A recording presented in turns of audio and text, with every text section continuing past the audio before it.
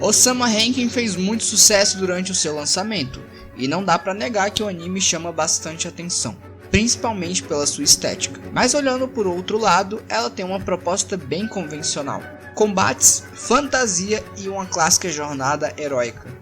É bom lembrar que Osama Rankin vem de um movimento cada vez mais recorrente dentro desse cenário aqui, que são as publicações independentes. Através principalmente da internet, hoje em dia muitos autores podem se arriscar nas páginas digitais e não serem tão dependentes assim das revistas. Mas isso significa obviamente um caminho muito mais tortuoso. É claro que sem a ajuda das grandes revistas você vai ver obras mais simples.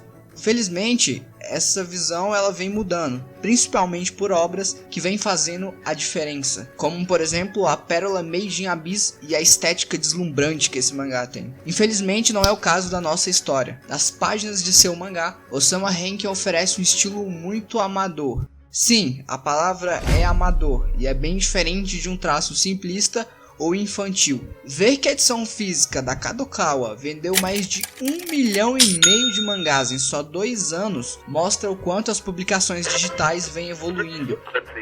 É um futuro e uma esperança para o público de dias melhores, e não de histórias medíocres que têm audiência só porque são impulsionadas por grandes editoras.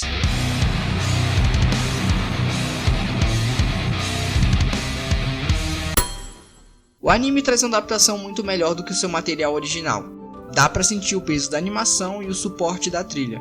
Isso tudo porque Osama Rankin vem com uma proposta muito simplória e que faz jus a animes que se importam muito com construção de mundo e com combates diretos, e que vocês conhecem muito bem por aí. Esse tipo de história era bem comum na década de 80 e também de 90, mas a partir dos anos 2000 veio perdendo cada vez mais espaço, justamente por ter caído no feijão com arroz, o mais do mesmo. Hoje eu até consigo citar algo como My Hero Academy, mas é evidentemente um ponto muito fora da curva. Graças à estética muito fora da curva e um tom infantil e fantasioso que se difere de muita coisa, graças justamente a essa personalidade que o anime tem, ele se esquiva muito desses problemas. A animação tem uma qualidade extrema, como direções de câmeras, movimentos fluidos e uma ótima paleta de cores. E como não mencionar, obviamente, os lindos cenários que parecem ter sido pintados à mão. É óbvio que nem só de pão vive o homem, e Osama Rankin se aproveita de uma estrutura que vem da sua própria natureza. A capacidade de contar histórias e dar vida aos seus personagens, já que eles são em si a coisa mais importante desse anime. Do começo até a metade da obra, a gente praticamente não tem luta e nem porrada. E como é que ela consegue sobreviver até esse ponto sem isso? Existem várias maneiras de uma história avançar nela mesma. Uma delas é esperar e criar conflitos externos. A outra, e também interessante, é criar nela mesma o ambiente que cause o conflito.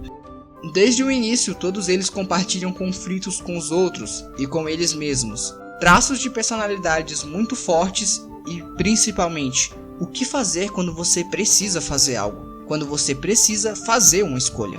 Essa é uma ótima forma de colocar muitos personagens e é o principal problema dos shonens, em que você vê um elenco inteiro sem participação nenhuma.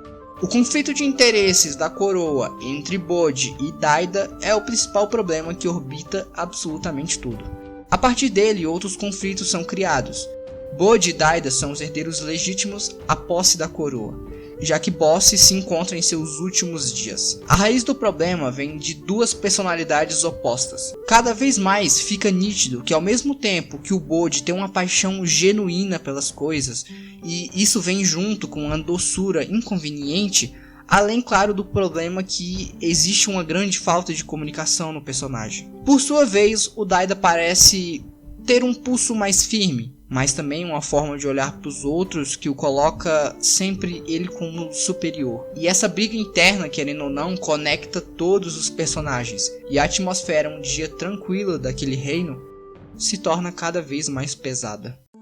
Legitimamente, o boss deixou o reinado para o seu primogênito, mas nas sombras, por debaixo dos panos, é Daida quem é consagrado rei. Do começo até o ponto de agora, há uma sucessão de problemas e de tragédias que acarretam o pequeno Bode. E fica intrínseco que esses problemas estão enraizados na forma como o garoto é.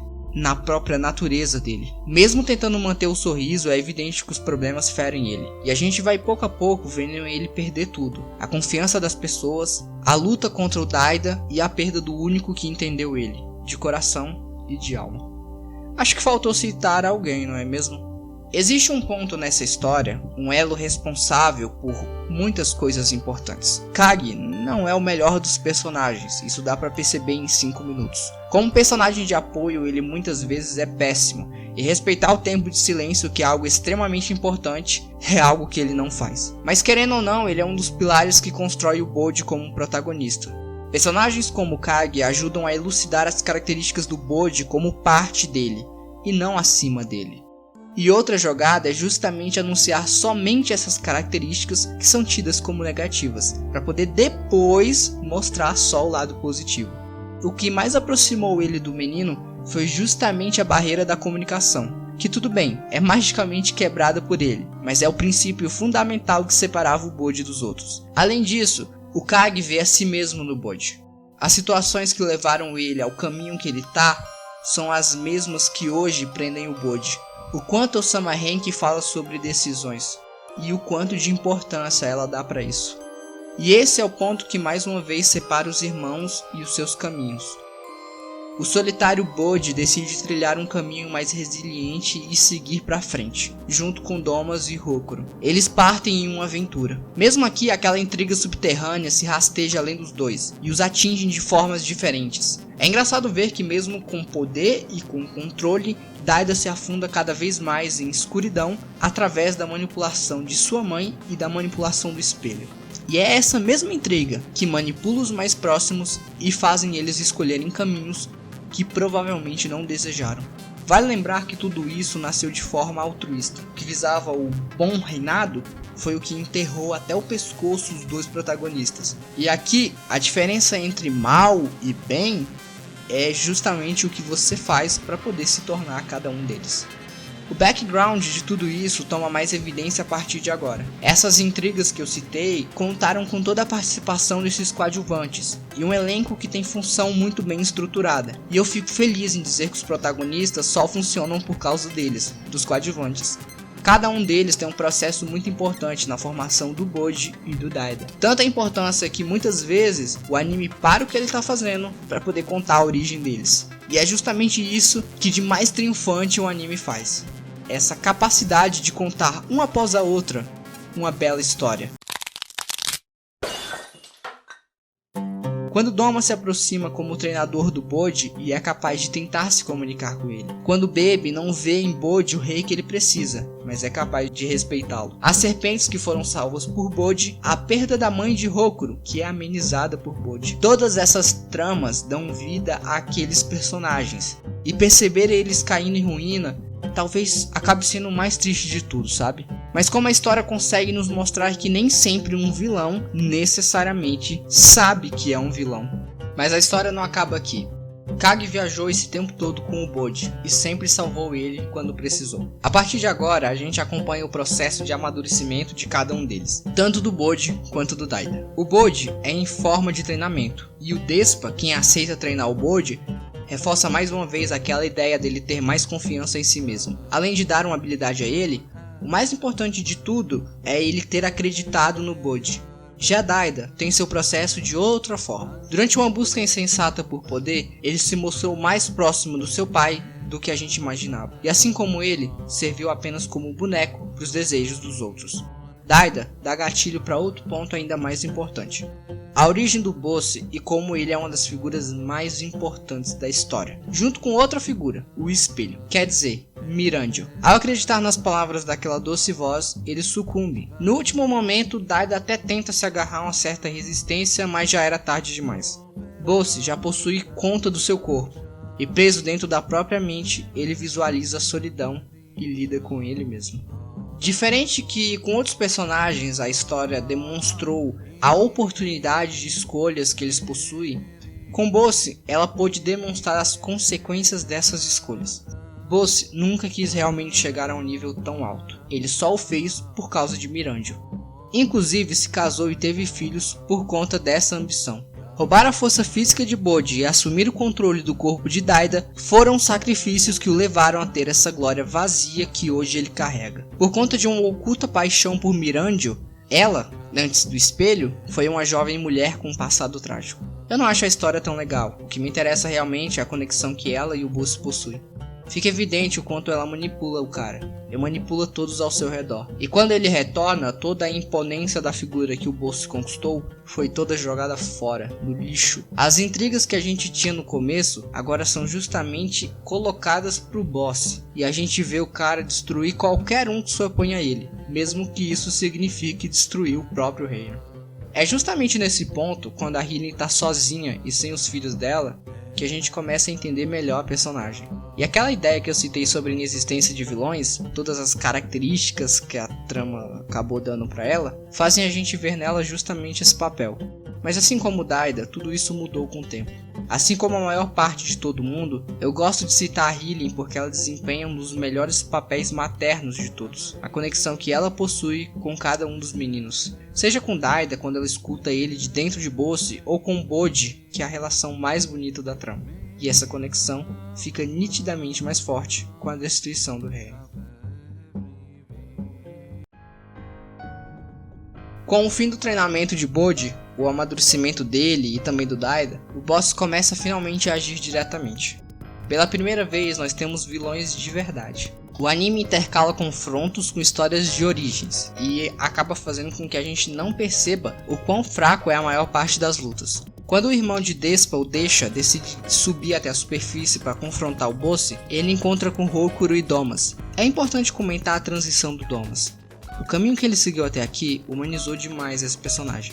Em nenhum momento ele está realmente certo das decisões que ele toma. Isso faz com que o arrependimento consuma ele, e que ele seja vítima e não responsável das ações. Talvez ver Domas dessa forma seja a maneira que a trama encontrou de questionar essa forma de viver e de agir. Durante vários momentos a gente percebe o quanto a trama se esforça para poder exagerar as emoções do Bode, justamente pela falta de comunicação que ele tem. É a coisa mais fraca que o anime tem. Isso não é bem desenvolvido e eles colocam justamente o Kage para poder tampar essa função. Ainda assim, não é como se a comunicação fosse resolvida. Ela ainda é um problema. Entre os confrontos não, mas tem um personagem que merece os holofotes. Ouken, o Imortal. É o que mais vale a pena para esse final. E o melhor antagonista de todos, que está a anos-luzes da Mirandio. A conexão da habilidade do Ouken com o passado dele é perfeita. Ouken não pode morrer e está condenado a um destino de insanidade pura. Ele me lembra um pouco a Mitch.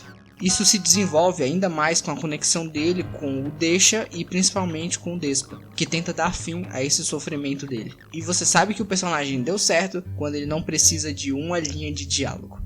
Todos os confrontos escalam até o inevitável choque do Ouken contra todos, e até mesmo quando a habilidade do Bode não pode vencê-lo, já que ele é um inimigo natural das skills dele. E por falar em skill, a habilidade que o Bode aprende tem uma conexão perfeita com ele. Muitas vezes as tramas esquecem que uma habilidade não pode ser apenas criativa, diferente ou overpower. Ela precisa ter o mínimo de sinergia com o personagem.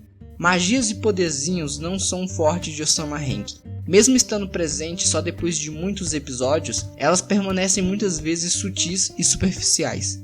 Pra mim, não faz diferença, porque esse não é o foco absoluto do anime.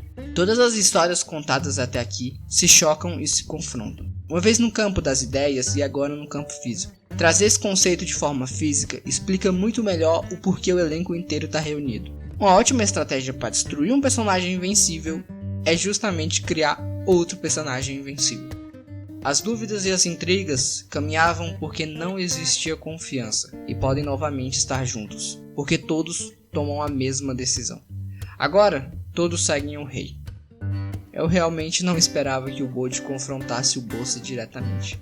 Para mim, é uma das melhores cenas, não só de Osama Rank, mas de forma geral. Repensar a Bosse na sua forma colossal criou um impacto e um conceito totalmente diferente para uma luta. Até aqui as coisas caminhavam bem, mas o final tem muitos pontos que causam certo receio. O primeiro de todos é que tudo que eu vi até agora criava uma releitura criativa do shonen convencional, e o final não faz isso. Na verdade, ele só sucumbe para uma ideia que garante aprovação imediata do público. Vendo tudo o que eu vi, eu esperava mais. Mirandio é perdoada e trazida de volta à vida por um pedido do demônio, que seria muito melhor se usado no Woke. Inclusive, eu sou obrigado a abrir aspas para esse demônio. É um personagem muito sutil, mas muito carismático. Ao que eu entendi, ele fica cada vez mais próximo de uma aparência e mentalidade monstruosa a partir dos desejos que ele concede. Trazer o demônio como uma figura do trapaceiro foi muito melhor do que um monstro com poder e com magia. Fecha aspas. Daida tem um surto de gadice e diz que a Miranjo vai ser a esposa dele. O moleque tem 8 anos, sei lá. E isso aqui também tá bom, é o menos pior. O problema do final de verdade é quando o Bode desiste do reinado para ir atrás do Kage e juntos construírem o próprio reino do garoto. É claro que essa ideia dá mais liberdade para o anime continuar. O problema é que o Sama Henki não abre tanta margem para isso. Durante todos os episódios, todas as ferramentas e estruturas que ela cria fluem perfeitamente porque elas foram feitas para aquela história. Muito provavelmente, tentar forçar essa história vai fazer ela se romper. Eu espero que não, mas talvez isso não seja possível.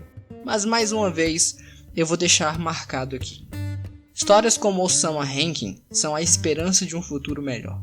Brincar com velhas ideias e reconstruir conceitos é quando aquilo que a gente chama de inovador realmente começa a surgir. Ela não entrou na lista dos preferidos por acaso.